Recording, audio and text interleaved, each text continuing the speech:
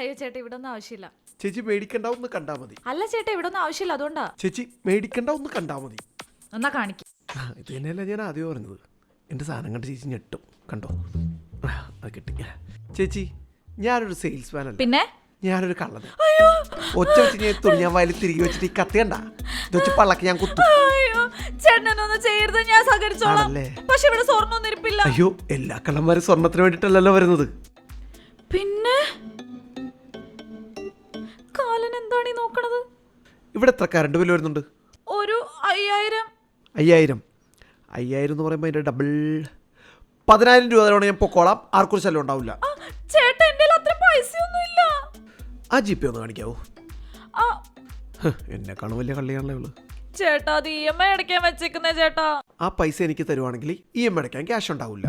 പക്ഷെ താനാ ക്യാഷ് എനിക്ക് തന്നില്ല എന്നുണ്ടെങ്കിൽ EMI അടക്കാൻ താനും ഉണ്ടാവില്ല. ഏതാ വേണ്ടേ? കാശ് തരാം. 9061401234. പറഞ്ഞപ്പോഴത്തേനും തേണ്ടി നമ്പർ തന്നു. ക്യാഷ് വന്നല്ലോ. യെസ്, ക്യാഷ് വന്നിട്ടുണ്ട്. പൈസ പോയപ്പോ സങ്കടമായ നല്ലോണം. ആ പൈസ തിരിച്ചു വന്നു കഴിഞ്ഞാൽ ഈ സങ്കടം മാറും. ചേട്ടന് കോടി പുണ്യം കിട്ടും. ആണല്ലേ? തിരിച്ചിട്ട് കൊടുത്തേക്കാം, പാവല്ലേ. വന്നിട്ടുണ്ട്, ഒന്ന് നോക്കാവോ?